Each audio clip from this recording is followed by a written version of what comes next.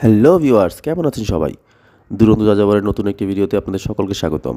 আমার দেয়া রিলস ভিডিওগুলো দেখে অনেকেই আমাকে রিকোয়েস্ট করেছেন ভিয়েতনামের একটি সম্পূর্ণ ভিডিও করার জন্য। তার ধারাবাহিকতায় আজকে আমাদের এই ভিডিওটি। আমাদের ভিয়েতনামের পুরো ট্যুরটিকে আমরা কয়েকটি ভাগে ভাগ করেছি। আজকের ভিডিওটি দেখবেন ভিয়েতনামে ভ্রমণের প্রথম পর্ব। ভিডিওর শুরুতে কয়েকটি ছবি দিয়ে আপনাদেরকে ভিয়েতনাম সম্বন্ধে হালকা ধারণা দেওয়ার চেষ্টা করেছি।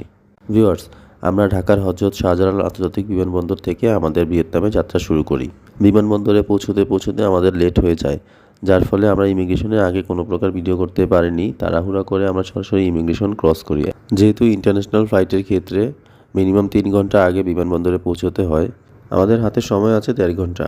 আমরা এই 1.5 ঘন্টার সময় অতিবাহিত করার জন্য লাউঞ্জে বসলাম এবং হালকা নাস্তা করে নিলাম। চলুন আপনাদেরকে এই লাউঞ্জ সম্পর্কে কিছুটা ধারণা দেই। লাউঞ্জের খাবারটি বুফে সিস্টেমে ছিল, সুতরাং এখানে দেখতেই পাচ্ছেন ওদের খাবারগুলো খুব সুন্দরভাবে সাজানো রয়েছে। অল্প সময় কাটানোর জন্য এবং হালকা নাস্তা করার জন্য মোটামুটি ভালোই খাবার আইটেম রয়েছে। ওদের ইন্টেরিয়র ডেকোরেশন এবং খাবারের পরিবেশনা ও খাবারের মান খুবই ভালো। আমরা হালকা কিছু খাবার খেয়ে নিলাম। ইতিমধ্যে আমাদের ফ্লাইটের কল চলে আসাতে আমরা আমাদের এয়ারক্রাফটের দিকে রওনা হলাম। ঢাকা থেকে ভিয়েতনামের সরাসরি কোনো ফ্লাইট নাই, যার ফলে আমরা ইন্ডিগো এয়ারলাইন্সের একটি ফ্লাইট বুকিং করেছি, যেটি ঢাকা থেকে কলকাতা যাবে এবং কলকাতা ট্রানজিট দিয়ে কলকাতা হতে সরাসরি ভিয়েতনামের হ্যানয় সিটিতে আমাদেরকে নিয়ে যাবে। ইতিমধ্যে আমরা আমাদের নির্দিষ্ট আসনে বসে পড়লাম। ভিউয়ার্স, আপনাদেরকে ইন্ডিগো এয়ারলাইন্স সম্পর্কে কিছুটা ধারণা দিই। যদিও এটা আমাদের ইন্ডিগো এয়ারলাইন্সের প্রথম যাত্রা, তাই আমরা ইন্ডিগো এয়ারলাইন্সের সিট এবং তাদের সার্ভিস নিয়ে খুবই চিন্তিত ছিলাম। কিন্তু আসলে তেমন কোনো চিন্তার বিষয় নেই, কারণ ইন্ডিগো এয়ারলাইন্সের সিটগুলো অন্যান্য বোয়িংয়ের মতোই আরামদায়ক এবং খুবই স্পেশিয়াস। একটা সিট থেকে আরেকটা সিটের দূরত্ব আনুমানিক 2 হাতের মতো হবে এবং বসার জন্য এবং পা রাখার জন্য যথেষ্ট ফাঁকা জায়গা রয়েছে। সিট ফরমেশন 3 এবং 3। প্রতিটি সিটের সাথেই ইউজার ম্যানুয়াল রয়েছে। সিটের নিচে লাইফ জ্যাকেট এবং ইত্যাদি সকল সুবিধা রয়েছে, কিন্তু আলাদাভাবে কোনো মনিটর দেওয়া নেই। ভিউয়ার্স, ইতিমধ্যে আমাদের যাত্রা শুরু। আমাদের প্রথম গন্তব্য কলকাতা নেতাজি সুভাষচন্দ্র বোস ইন্টারন্যাশনাল এয়ারপোর্ট এবং সেখান থেকে ভিয়েতনামের হ্যানয় শহর। আপনারা দেখতে পাচ্ছেন আমাদের বিমানটি আস্তে আস্তে রানওয়ের দিকে এগিয়ে যাচ্ছে। এয়ারক্রাফট ফ্লাই করার সময় যে কোনো প্রকার ইলেকট্রিক ডিভাইস বন্ধ রাখতে হয়, যার ফলে আমাদের এয়ারক্রাফট ফ্লাইয়ের কোনো ভিডিও ধারণ করতে পারিনি। আমরা এখন কলকাতার খুব কাছাকাছি মাঝ আকাশে রয়েছি। মোটামুটি ঘণ্টাখানেকের মধ্যে আমরা কলকাতা চলে এসেছি। আপনারা বাইরে যে শহরটি দেখতে পাচ্ছেন, এটি হচ্ছে রাতের কলকাতা শহর। কিছুক্ষণের মধ্যে আমাদের ফ্লাইটটি কলকাতা অবতরণ করবে। আলহামদুলিল্লাহ, অবশেষে খুব সুন্দরভাবে আমাদের ফ্লাইটটি কলকাতা বিমানবন্দরে অবতরণ করতে পেরেছে। ফ্লাইটটি অবতরণে কিছুক্ষণের মধ্যেই যাত্রীরা নামার জন্য খুবই ব্যস্ত হয়ে পড়েছে। দেখতেই পাচ্ছেন কি একটা অবস্থা। এইদিকে আমাদের এয়ারক্রাফটের ইঞ্জিন এখনও রানিং।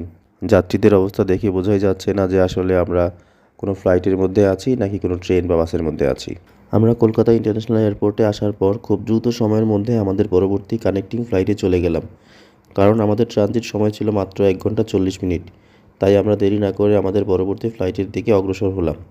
এখানে আমাদের কানেক্টিং ফ্লাইট হওয়া সত্ত্বেও কলকাতায় আমাদেরকে অনেকগুলো চেকিং পার করতে হয়েছে, যা অনেকটা সময় নিয়েছিল। যাই হোক, আলহামদুলিল্লাহ, আমরা আমাদের সমস্ত চেকিং প্রসেস পার করে আমাদের কলকাতা টু হ্যানয় ফ্লাইটে ঠিকমতো বসলাম এবং হ্যানয়ের উদ্দেশ্যে যাত্রা শুরু করলাম। ভিউয়ার্স, আপনারা দেখতে পাচ্ছেন আমাদের ফ্লাইটটি কীভাবে ধীরে ধীরে রানওয়ের দিকে যাচ্ছে এবং রানওয়ে থেকে আকাশে উড়ে গেল। দেখতে খুবই চমৎকার লাগছে। হঠাৎ করে ফ্লাইটটি মাটি থেকে উপরে উঠে গেল। বলে রাখা ভালো, আপনাদেরকে দেখার সুবিধার্থেই আমি শুধুমাত্র এই ভিডিওটুকু করেছি। আমাদের ফ্লাইটটি যখন মাঝ আকাশে এবং পাইলট থেকে আমরা সিট বেল্ট খোলার অনুমতি পেয়েছি, তার কিছুক্ষণ পর থেকেই দেখতে পাচ্ছি কেবিন ক্রুগণ ব্যস্ত হয়ে পড়েছে তাদের যাত্রী সেবা প্রদানের জন্য। ভিউয়ার্স, যেহেতু ইন্ডিগো এয়ারলাইন্সে এটাই আমাদের প্রথমবারের মতো যাত্রা, তাই তাদের অনেক কিছুই আমাদের কাছে নতুন মনে হচ্ছে। ইন্ডিগো এয়ারলাইন্সের এয়ারক্রাফট এবং তাদের অন্যান্য সার্ভিস সকল কিছুই আমাদের কাছে ভালো লেগেছে। এছাড়াও তাদের বোর্ডিং পাস দেওয়া থেকে শুরু করে এয়ারক্রাফটের ওয়েলকাম পর্যন্ত সকল সার্ভিস ভালো লেগেছে।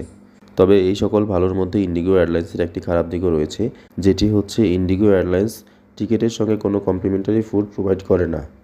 তারা আপনাকে এয়ারক্রাফটের মধ্যে শুধুমাত্র খাবার পানি সরবরাহ করবে, সেটাও আপনি যদি চান তাহলে। সেক্ষেত্রে তারা কোনো বোতল ইউজ করে না। তারা ওয়ান টাইম গ্লাস দিয়ে আপনাকে 1 গ্লাস পানি দিবে এবং আপনি যতবার চাইবেন ততবারই তারা আপনাকে 1 গ্লাস করে পানি দিবে। তবে খাবারের ক্ষেত্রে আপনি যদি টিকিট কাটার সময় সঙ্গে সঙ্গে ফুড অ্যাড করে নেন, সেক্ষেত্রে আপনাকে তারা এক্সট্রাভাবে ফুড সরবরাহ করবে। ভিউয়ার্স, আগেই বলেছি ইন্ডিগো এয়ারলাইন্সে এটা আমাদের প্রথম যাত্রা, তাই এই বিষয়টা সম্পর্কে আমরা অবগত ছিলাম না। তাই আমি টিকিট কাটার সময় এক্সট্রা কোনো ফুড অ্যাড করিনি, যার ফলে মাটি থেকে প্রায় 35,000 ফুট উপরে মাঝ আকাশে আমাকে খাবার কিনে খেতে হয়েছে। এখন কথা হচ্ছে আমি কিভাবে খাবার কিনে খেলাম। ইন্ডিগো এয়ারলাইন্সে কমপ্লিমেন্টারি ফুড না থাকায় তারা অন স্পট রেডি টু ইট খাবার সেল করে থাকে, যা আপনি ক্রেডিট কার্ডের মাধ্যমে অথবা ইন্ডিয়ান রুপির মাধ্যমে বিমানে বসেই খেতে পারবেন। ভিউয়ার্স, আমি একটি ইনস্ট্যান্ট নুডলস কিনে নিলাম, যেটি ক্রেডিট কার্ডের মাধ্যমে বিল পরিশোধ করলাম এবং যা 422 ইন্ডিয়ান রুপি পড়লো, যেখানে বাংলাদেশি টাকায় 600 টাকার মতন পড়েছে। যদিও এই ইনস্ট্যান্ট নুডলসটির মূল্য ছিল 80 টাকা, যার সঙ্গে তারা একটি ড্রিঙ্কস অথবা একটি কফি দিয়েছে। যদিও অনেক মূল্য দিতে হলো, তারপরেও ভালো যে ক্ষুধা নিবারণ হলো, পাশাপাশি নতুন একটি অভিজ্ঞতাও হলো।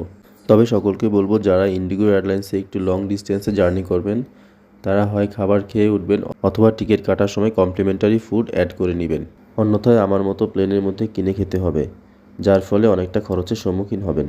ভিউয়ার্স, আমরা আমাদের গন্তব্য ভিয়েতনামের হ্যানয় শহরে খুব কাছাকাছি চলে এসেছি। কিছুক্ষণের মধ্যে আমাদের বিমানটি ল্যান্ড করলো।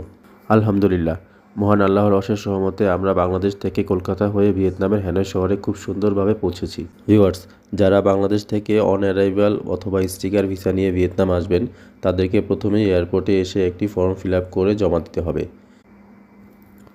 এটি জমা দেওয়ার পর কিছুক্ষণ ওয়েট করতে হবে এবং তারা একে একে স্ক্রিনে ছবিসহ প্রত্যেকটি যাত্রীকে ডেকে নেবে এবং একটি কাউন্টারে $25 জমা দিতে হবে। সেক্ষেত্রে অবশ্যই $25 ভাঙতি রাখতে হবে, কারণ তারা কোনো প্রকার চেঞ্জের ঝামেলায় যায় না। টাকা জমা নেওয়ার সময় যদি তারা প্রয়োজন মনে করে, তবে তারা অন্যান্য কাগজপত্র দেখতে চাইতে পারে।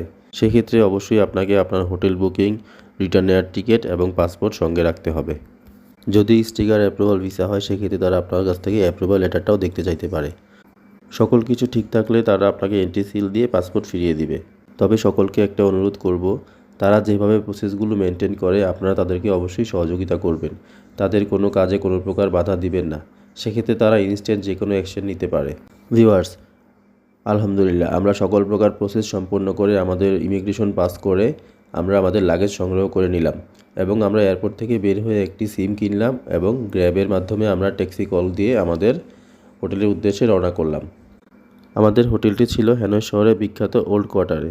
ভিউয়ার্স, আপনারা দেখতে পাচ্ছেন রাতের হ্যানয় শহর খুবই সুন্দর, খুবই গুছানো এবং পরিষ্কার পরিচ্ছন্ন এবং অনেক প্রশস্ত রাস্তা।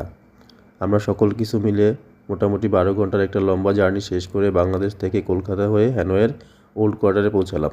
তার মধ্যে 2টি ফ্লাইট অন্তর্ভুক্ত ছিল। ভিউয়ার্স, আমরা এখন আছি ভিয়েতনামের সেই বিখ্যাত ভি ব্রিজের কাছে। আমার মোবাইলের চার্জের স্বল্পতার কারণে আমরা পুরো ভিডিওটি করতে পারলাম না। আজকে এই পর্যন্তই। ইনশাআল্লাহ খুবই তাড়াতাড়ি আমাদের দ্বিতীয় পর্বের ভিডিও নিয়ে আমরা আপনাদের সামনে হাজির হব। ততক্ষণ পর্যন্ত আমাদের সঙ্গে থাকুন। দুরন্ত যাযাবরের সঙ্গে থাকার জন্য সকলকে আন্তরিক ধন্যবাদ।